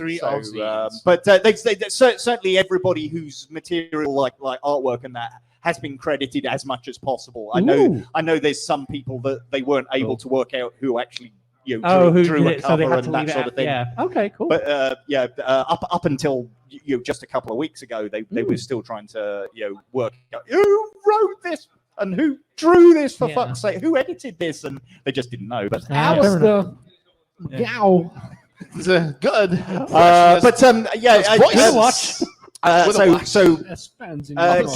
Keep an eye out for that.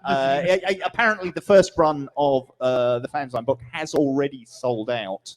Apart from a few copies they're holding back for the Hooverville convention. So if you're not at Hooverville, then you said Hooverville. Hooverville. I was like, why are they selling the vacuum convention? Yeah.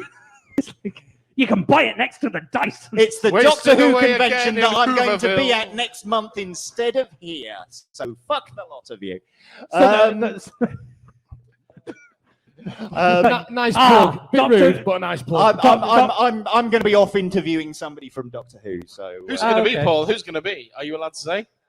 yeah, I think I can say Who's going to be, Paul? it's the Valiard. It's Michael Jaston. Oh my days, Michael Jason. Oh. I'm hoping it was I'm ticking another Doctor off. I'm doing Well, the evil Doctor. Yes, technically. Not even technically. He's the Doctor. He's a possible future incarnation between the 12th and final regenerations. Yeah. He's as much the Doctor as Joe Martin is. He's as much the Doctor as I am. I was hoping that you were going to be interviewing either Professor Watt or Lord Howe. Well, I know Lord Howe. Yes. He's David. His name's David. Yes. His wife Sam is lovely. Or Admiral Witch. Nurse wear. This is the green skin. Can't get Yeah. wet. Yeah. That's the problem. I'm melting! I'm melting! Oh, what a world! What a world! Who Go will get look the after my team! fleet of ships Yeah. now? Go get the Admiral Witch. Dun-dun-dun-dun-dun-dun. Yeah. Oh, that's one thing. Connor's been rewatching all the Doctor Who's, which is how I. Oh, good for him. Yeah. How's he watching the missing The, ones?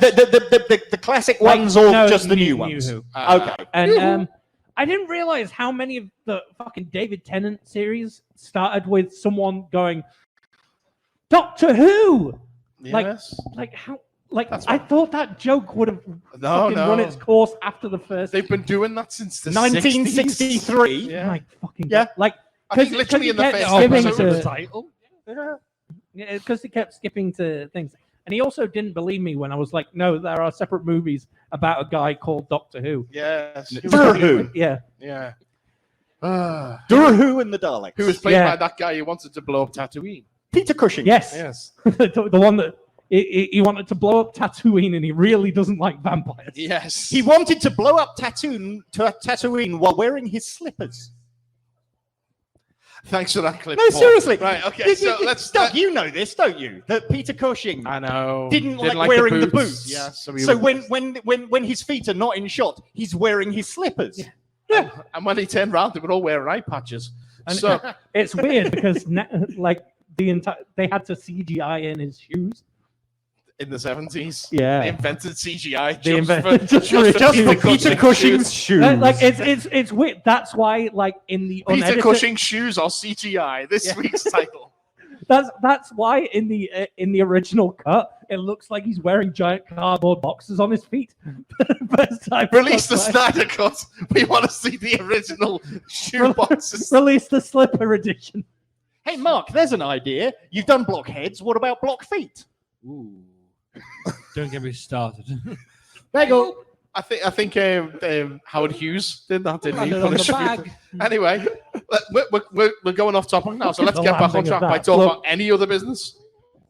Like landed. It's time to talk about the weird and wacky things happening around the world with any other business. You'll find out now. Okay, so we're going to start off with the real life X-File from CNN.com. Scientists have revived a worm that was frozen 46,000 years ago. Oh, I saw this. Yeah, at a time when woolly mammoths, saber-tooth tigers, and giant elks still roam the earth. We've got a voice here from a professor whose name I seem to have forgotten to write down. So we need a voice. Jay, what voice are we doing? Jim Cameron. The Canadian Kermit, Jim Cameron. Yep. One can hold life and then start it from the beginning, eh? This is a major finding. He said, adding that other organisms previously revived from the state had survived for decades rather than millennia. 5 years ago, scientists from the Institute of Physicochemical and Biological Problems in Soil Science in Russia found 2 roundworm species in the Siberian permafrost. One of these researchers, Anastasia Shatalovich, she's Shatalovich the place. She revived 2 worms at the institute by simply rehydrating them with water before taking around 100 worms to labs in Germany. Bringing us back to the sea monkeys. She transported them in her pocket. So these prehistoric worms she decided to just carry around in her pocket. Weirdo. But it just reminds Polly me... Pocket, the sea monkey. Polly Pocket versus the worms. This is a sequel. Polly Pocket's got worms, yes. So it just kind of reminds me of At which point did they reveal the worms? So it just puts me in mind that episode of the X-Files, Ice, where they revive the ancient worms and they You mean the people. episode of the X-Files where they ripped off the thing? Yes. The one that has got Ken Kurtzinger, who played Jason in Freddy vs. Jason. He's the only because he was at the time he was the head of the stunt department on the X-Files. So they put him in there. I really need to get back to rewatching X-Files. I was going to start rewatching them from the beginning, because the only ones that I can remember are the one with the golem that the guy made. Oh yeah. The one where some the guy Jew gets episode. Yeah. The one where there's the guy that was in a virtual reality and he had all the wires in. That's the one where they take Goosh. Yeah, I showed you the clip of that. And the one that we kept referencing about Shiny's brother, with the one where they have the mother on the skateboard. Oh, she's not Chinese. That's Home. That's the one with the inbred brothers. Yeah. I said Shiny's brother. Oh, I thought you said the one with the Chinese brother. No, Shiny's brother. Okay, yes, no, that's Home from season 4. Yeah. Context for those listening: it can be a little echoey in this room. Yeah, we're in a train tunnel, so yeah, exactly. Yeah, but yeah, so it just really reminds me that no good can happen from unfreezing prehistoric entities. But we're going to stay on the spooky supernaturalness theme, and so 3 former military officials have gone before Congress to state that they believe the government knows much more about UFOs than it's telling on to the public. This is you can see footage of this online. Or UAPs, as they're now. Yeah, unknown aerial phenomenon. So I'm not going to read the full thing because it's huge, the article. This is from NBCnews.com. David Grush. NBC News. NBC. So David Grush, who is a former U.S. intelligence official, told the panel that he is absolutely certain that the federal government is in possession of UAPs, citing interviews he said he conducted with 40 witnesses over a 4-year period.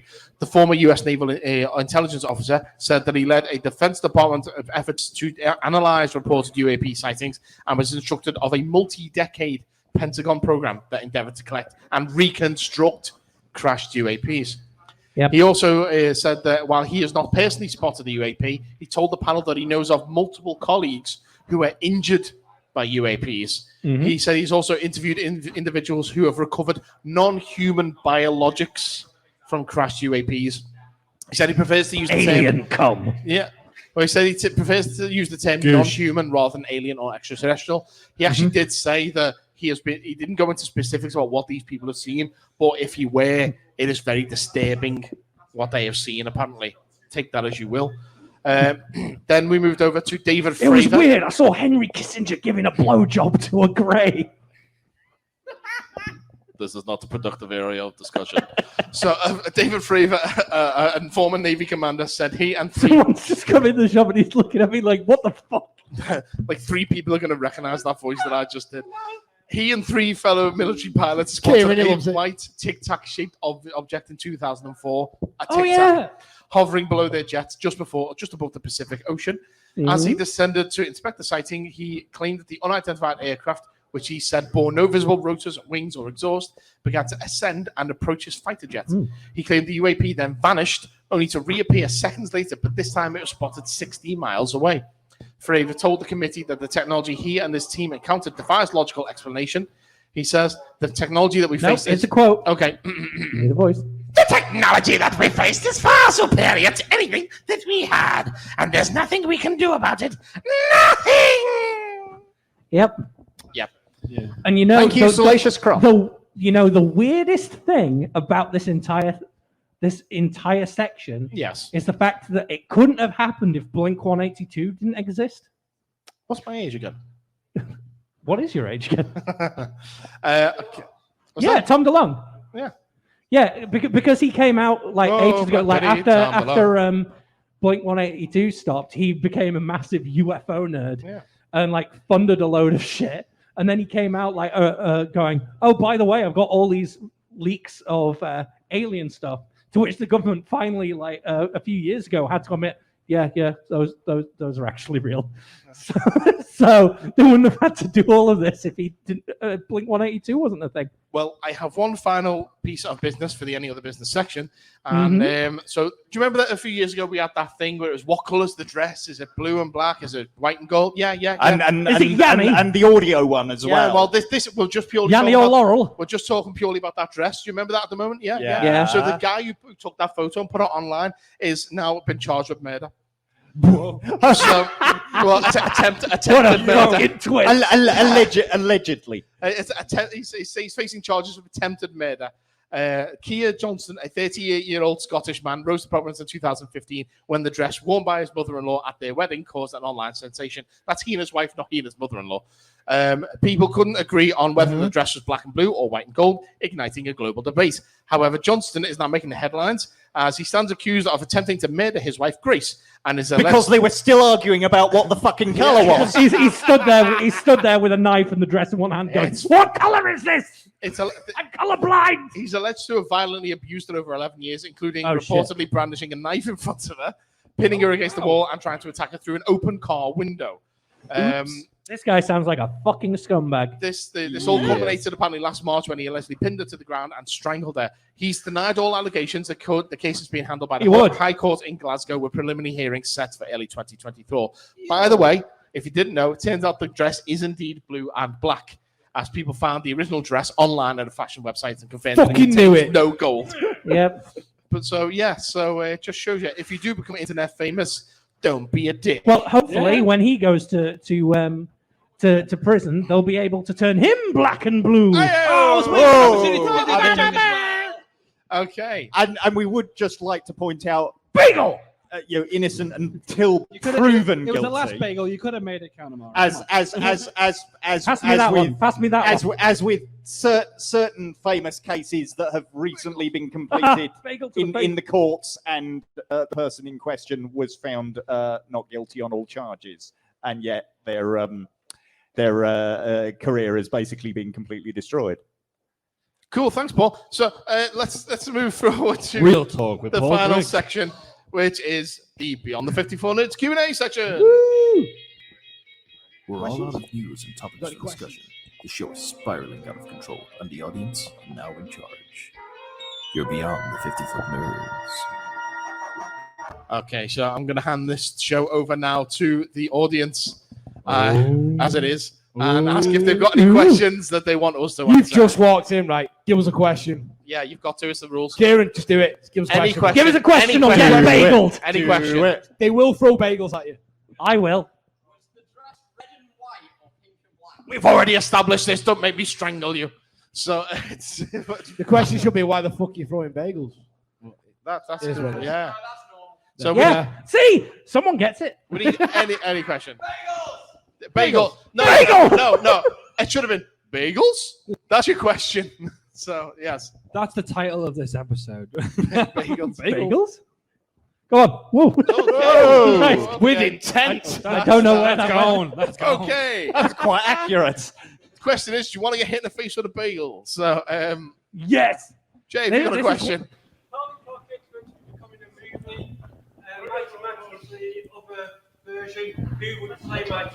Who would play Mighty Max in a live Funnily enough, action? like when we were talking about the poll, I've thought this exact thing. It's a tricky one because Mighty Max being, a child and all, you'd need a child actor.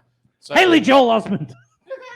He's not a child anymore. He was a child actor, though. To be fair, No. Macaulay Culkin was a child actor. No, that's the whole thing.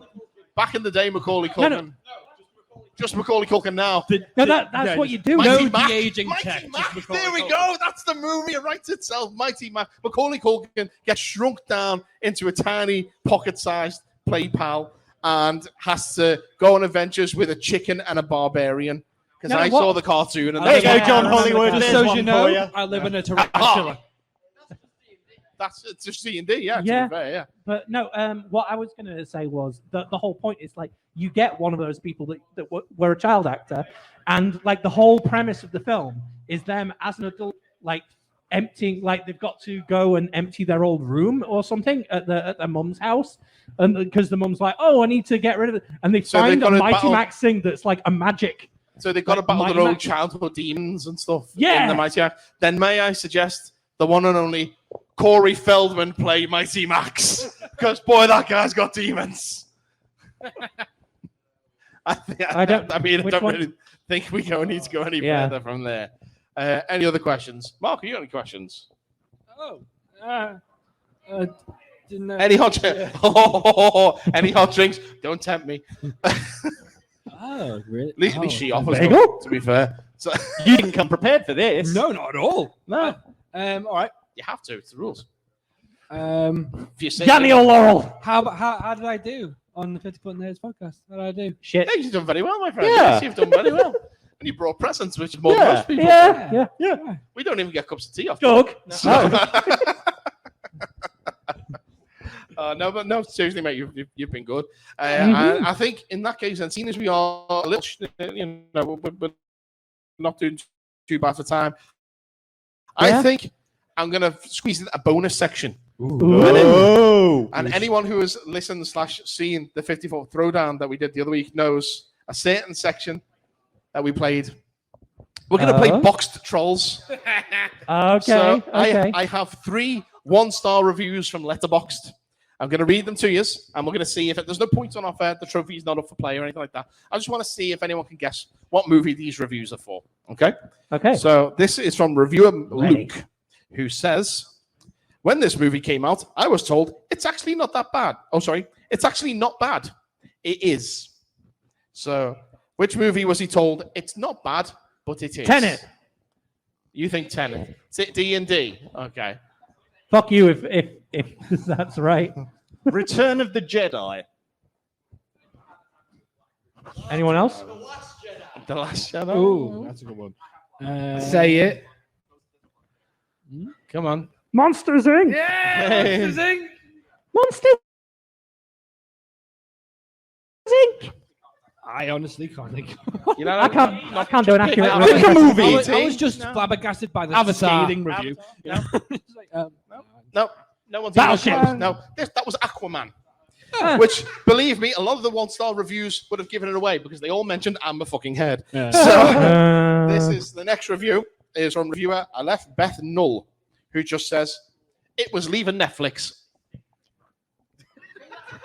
It was leaving Netflix. It was leaving That's Netflix. why they watched it. They've done a little ASCII shrugging sign, you know. That could be anything. Okay. No, So what 1-star movie gets that?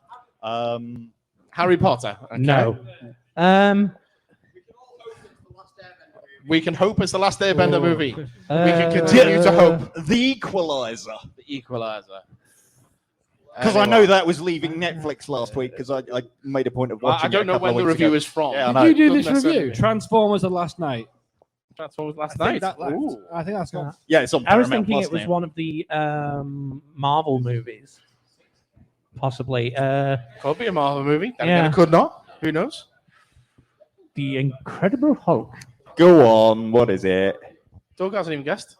Oh, It's not let's go Monsters, for is it? Sherlock Holmes. Nope. I actually heard it mentioned over there. It's Deadpool. Huh. Okay. Okay. The final one. So change anyone scored on points. Yeah, because there's no actual clue to these. They're just I never said it was easy. Okay, this one might be easy. Okay. So this is from reviewer Gucci Mawama. Okay. Okay. As you do. Go on then. Okay. It's just a big ad for the games and it's pure nostalgia fodder. And I'll eat this shit up. So that is probably the Super Mario Brothers movie. Or Anyone else? Wait. You only get one guess. Fuck. Ready Player One. Detective Pikachu. I was going to agree with Doug. I would have went with any of those. D&D. That's another Oh, good D&D guess. was, yeah. It was Battleship. Pokemon the first movie. Mew versus What? Mewtwo. I was closer than You've most. got a Pokemon card For when you once. went to the fucking cinema. Of course it's made to sell fucking Of Pokemon. course. Yes. That's why I thought that one was easy for you. That was a gimme. So All right. in that round, Jay, you win. Congratulations. You won this mini throwdown. Not that Have some nerds. I'm not. Bagel. Hey! On Have some nerds, nerd. Bagel. Yay! On that bombshell, we are going to end that episode there then. I would like to thank the audience as it is for coming. I'd like to thank Geek Retreat Warrington for having us once again. Doug, thank you very much. You're always welcome, Cheers, buddy. guys. Thank you for not minding me throwing things. I don't mind bagels being thrown about. Woo! Throwing bagels are now a regular occurrence in this podcast. No, they're not. Stop it. No more things are getting thrown whilst recording ever again. Mark, thank you for coming on. See if you can stop me. Thank you for having me. Have you got anything else that you want to plug quickly while we're... At the moment, if you're in the Birkenhead area, be sure to come down and watch Battery the Killer Countess in late October. And just generally worth saying, support your local amateur theatre, because it's been a tough time. I mean, we kind of joked about it in lockdown in Little Grimley, but it has been a tough time. Yes. For theatres in general. For the arts in general. We just had the AGM for the Little Theatre in Birkenhead, and just the numbers for what was lost during lockdown, and they're sort of just about starting to get back on an even keel, but a lot of work needs to be done, and they need those audiences. So if so it doesn't matter where you live, go and support local theatre. Go and support your local theatre, especially your little amateur theatres who are basically dying on their asses because you're not going and watching their plays, and they are usually really, really good. Like Battery the Killer Countess. Yeah. Let's see, what else do we need to do? Okay, so we need to first of all say, if you've enjoyed the show, then subscribe on your platform of choice. Give us a subscribe on YouTube, or we've got YouTube. Yeah, come check out the YouTube. We've got a YouTube for stuff. We've got a YouTube archive where you can find all the episodes that we've ever done. Patreon. We got a Patreon if you want to just throw us a few quid our way. It's literally £1 a month. That's it, for early access to all the episodes, extra content that we put on there that you won't find anywhere else. I'll put up rules for throwing bagels. That is patreon.com/50footnerds. Let me finish this first. 50 Foot Nerds, FIFTY, If you want to buy any merchandise such as t-shirts or anything like that, go to tinyurl.com/50foot store. That's 50FT store. Really, I'm trying to do the outro and you mess. Let's see. Find us on X if you want. We don't really use it that much anymore because of Elon Musk. Facebook's probably the best way to find us. So facebook.com/Attack of the 50 Foot Nerds. That's 50FT over there. I'm trying to think what else. I can't think of anything else. But stay tuned, because we are going to have other stuff coming up. We're going to be doing a screening of a movie here soon once I lock down the dates. Did you mention the Threads account? We do have a Threads, yeah. Just search at 50 Foot Nerds. I haven't really used it yet, though, because I don't understand it. We're doing a screening of that. We're also going to be appearing at HalloCon. Yeah, HalloCon at Liso on the 29th of October. Yes. By the same people who ran EntryCon, John and the team. So, yeah, we're going to be doing that there. We're also going to be screening the movie there as well. What else? We've got other things. We'll be here first Saturday of July. Not July, September. Yes, you will. So that will be Saturday, the 2nd of September. So we'll see you then. Awesome. I've got nothing else that I can think of. So for this episode, I've been Bagel. Fuck. I was Bagel. I've been stressing about page 22 and that 30 seconds. I've not been Big Bird on the Challenger. I am Big Bird on the Challenger. I'm just happy to be here. R.I.P. Carol Spinney. Geek out. If you've enjoyed the nerdom in your ears, then why not follow us on Twitter at 50footnerds. You can follow Mike at Mike G. Bell, Amara at Voltsevexoth and at Amara Lunera, and Paul is on at Auton Scouser. Our website is 50footnerds.co.uk. That's FIFTYFOOTNERDS.co.uk. You can find all of our YouTube content at video.50footnerds.co.uk or search youtube.com/50footnerds. All of our episodes are archived over at bit.ly/50footnerdsarchive. That's 50FTNERDS archive. You can like us on Facebook, facebook.com/Attack of the 50 Foot Nerds. email us at 50footnerds@gmail.com, or join our Patreon at patreon.com/50footnerds. If you'd like to buy our merchandise, you can visit us over at tinyurl.com/50footstore. That's 50FT store. All of these links and more are available at our Linktree page. That's linktr.ee/50footnerds. FIFTYFOOTNERDS.